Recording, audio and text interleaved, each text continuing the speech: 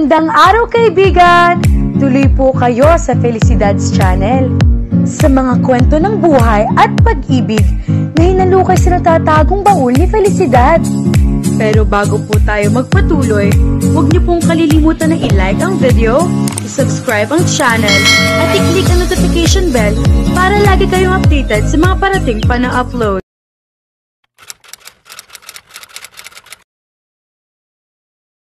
Sinipat ni Kian ang refleksyon sa salamin. Kaarawan na nobyo niyang si Peter, kaya kailangan ay maganda siya. Napangiti siya.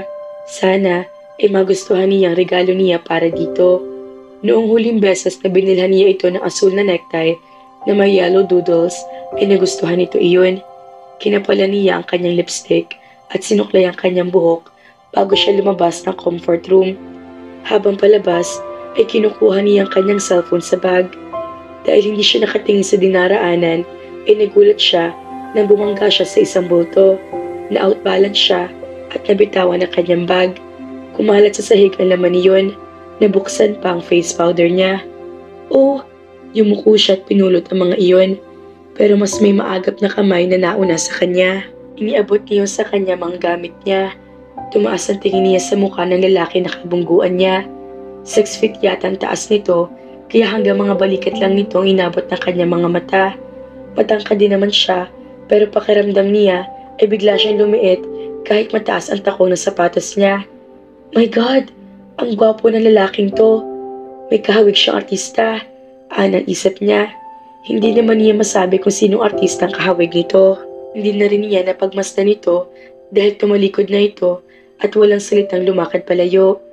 Nakulong sa bibig niya ang salitang sorry. Chinek niya ang kanyang bag kaya hindi na niya nakita kung saan nagtungo ang lalaki. Obviously, customer din iyon ng restaurant na kinaroroonan niya sa Makati. Mahal ang reservation doon pero hindi niya ininda dahil para naman iyon sa kaarawan ng kanyang nobyo. Tinignan niya kung mayroon siyang bagong text message. Nang makitang wala, ay bumalik na siya sa mesa ipinareserve niya para sa kanila ni Peter. Maya-maya ay lumapit sa kanya ang waiter. Isa-serve na po ba namin ang pagkain, ma'am? Magalang na tanong nito. Mamaya na lang, kapag dumating na yung kasama ko, sagot niya. Tumingin ulit siya sa kanyang relo. 8:00 na ng gabi, pero maaga pa iyon sa oras na pinag-usapan nila ni Peter. Makailang ulit pa siyang tumingin sa entrance door bago ito dumating. Itinuro dito ng waiter ang table nila at saka ito lumapit sa kanya. Alanganin ang ngiti nito. Nahinuhan niya ito kung ano iniisip nito. Ang akala siguro nito ay galit siya dahil noon lamang ito dumating. It's okay, understand? Pariniyak niya. Tumayo siya mula sa kanyang silya at niyakap ito ng mahigpit. Happy birthday! Humiwalay siya dito at inabot dito ang isang kaheta. Tila lalo na guilty ito. Kiana, it's my gift. I hope you like it. Ngiting-ngiting sabi niya. You can open it now or later na lang. Tinitigan lang nitong maliit na kahon. Come on, let's eat. Umupo sila. Are you hungry? Wait. Tinawagin niya ang waiter at sinabing maaari nang iserve ang kanilang mga pagkain. Saka niya ibinalik ang tingin sa kanyang nobyo. I'm sure you're gonna love this. In-order ko yung mga paborito mo. Diba? Na-try mo na kumain dito? Nirecommend din ito sa akin ni Bernie. Masarap daw ang mga food dito. We will see. Masaya ang mood niya, kaya hindi agad niya napansin malungkot at tila may mabigat na dinadala ang kanyang nobyo. Peter, what's wrong? May problema ba? Hindi ito makatingin ng diretsyo sa kanya nang sumagot. May binabasa si Aidan sa screen ng kanyang laptop pero nakinig siya sa sinabi ni Ramil. Natuwa siya at naayos na ito ang tungkol sa paghahanap ng architectural firm para sa pagre-renovate ng resort niya. Bukod sa pagiging best friend, ay kanakamay rin niya ito sa negosyo. I have already forwarded this to the administrative department and they are now working on the necessary procedures to be taken. Dagdag na sabi nito bago sumubo ng steak. I want to meet them first. Ani yang hindi inaalis ang tingin sa laptop. Set an appointment with them this Friday. Okay. May gusto ka bang i-modify sa mga nauna na pagkasunduan? You've seen the papers. Baka may gusto ka pa i-clarify? None, sagot niya. Saka lamang tumingin dito. But I want to be closely involved in this project. So, They should know I'm gonna be working with them firsthand. Tumango ito. Alam nito ang dahilan kung bakit ganoon na lang ang atensyong ibinibigay niya sa resort na iyon. Personal ang dahilan niya at nagpasalamat siya hindi na nito iyon inungkat. Saksi ito sa mga pangyayaring iyon na hanggang maaari ay ayaw na niyang maalala. Magkababata sila ni Ramil. Sa batang edad ay marami na siya mga naranasang masakit sa buhay. Lumaki siyang walang ina at naiwan sa amang pinabayaan ng sarili. Bago siya makapagtapos ng kolehiyo ay independent na siya. Siya ang sumalo sa lahat ng mga responsibilidad ng kanyang ama na dapat ay itong gumagawa. Kailan lang ay pumanaw ito kaya nag-iisa na naman siya. Nasa malayo naman ang mga kamag-anak niya kaya parang wala rin ang mga ito sa buhay niya. May kaya sa buhay ang pamilya niya. Nang mamatay ang kanyang ama ay sa kanya na tuluyang naiwan ang kanilang negosyo. Napamahalaan naman niya iyon ng maayos. Naisalba niya iyon mula sa tuluyang pagkalugi. Pagkalipas ng ilang taon ay lalo lumago iyon. Ngayon ay isa na siya sa mga kinikilalang mahusay na negosyante sa bansa. Madalas sabihin sa kanya ni Ramil na isa iyon sa mga dahilan kung bakit maraming babae na huhumaling sa kanya bukod pa sa pagiging magandang lalaki niya. Okay, I'll do that, sabi nito. Madali lang naman makausap ang mga taga-EML.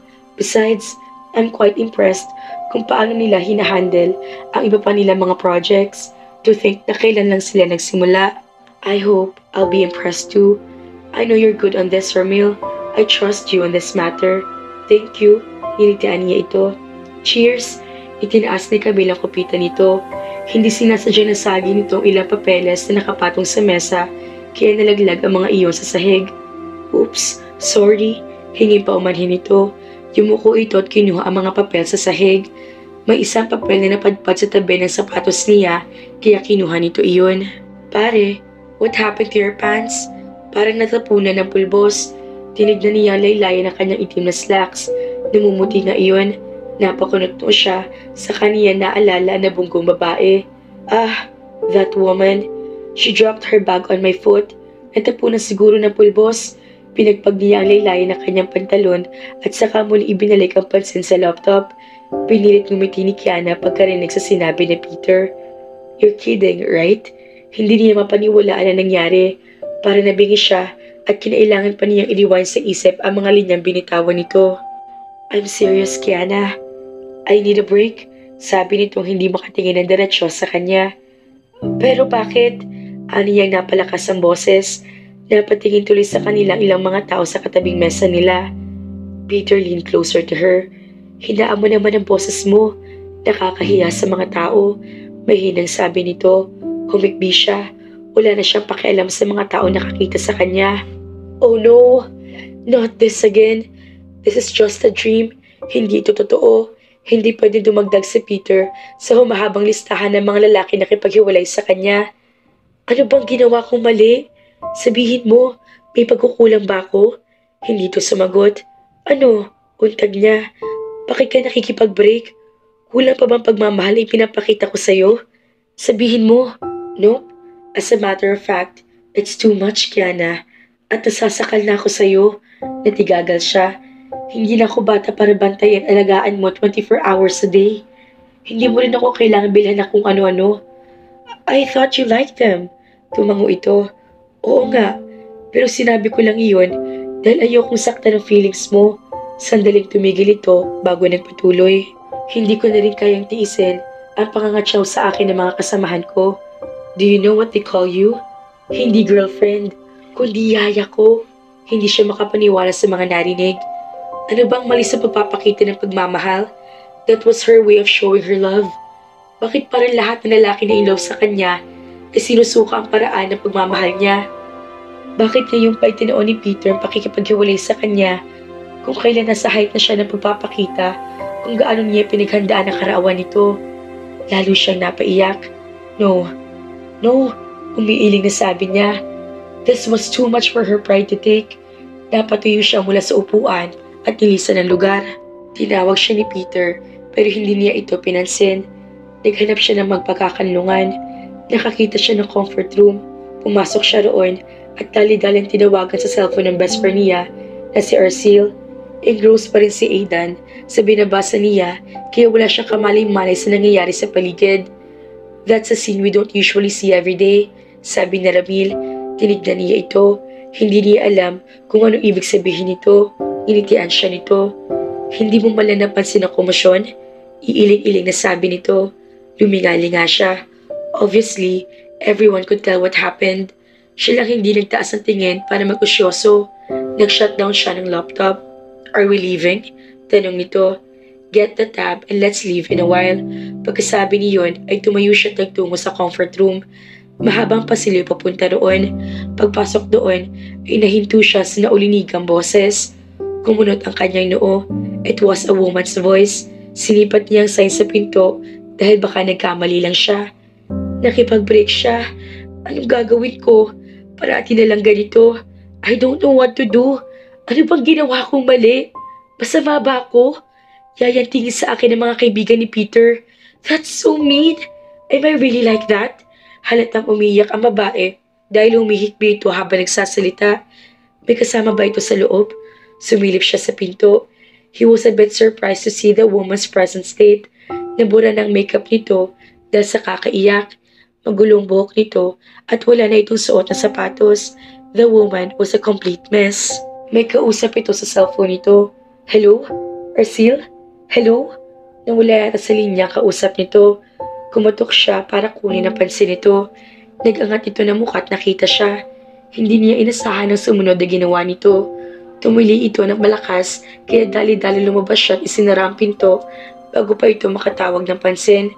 Bastos, nakita mo na may tao dito. Umiling-iling siya. The woman was unbelievable. Humakbang siya palayo sa CR pero ibinalik din siya ng kanyang paa sa tapat ng pintong iyon. Maya-maya bumukas iyon. Walang pakialam si Kiana kung ano itsura niya.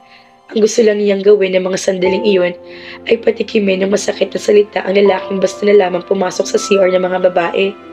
How dare you? Bulag ka ba? This is... Itinuro pa niyang sign ng ladies room at agad ay natauhan na makita pa lalaki pala na pasok niya CR. Men's room. Pagtatapos na lalaki sa sinabi niya. Kung nakikip ito, tinignan siya. Natameme siya. Sa sobrang sama ng loob at labis sa pag-iyak ay hindi niya napansing mali ang pintong pinasukan niya. Sobrang kahihiyan ang inabot niya sa araw na iyon. Tinitigan niya ang lalaki. Ito rin ang lalaki na kabanggaan niya. Ano na kayang iniisip ito tungkol sa kanya? I don't know what you're feeling right now, but I'm sure a lot of people will appreciate if you deal with your feelings in a more private place. Napalingalinga siya. Hindi lang ito nakatingin sa kanya. Kulang na lang ay matunaw siya sa kahihiyan. I'm sorry, hingin pa umanhin niya. Halos hindi iyon lumabas mula sa mga labi niya. Nagmamadaling nilisan niyang restaurant na iyon. She vowed never to go back to that place again. Hay naku mga ka-felicidad, broken-hearted agad ang ating bida. Pero merong gwapo at mayamang lalaki na magpapakilig sa kanya. Kaya naman, abangan!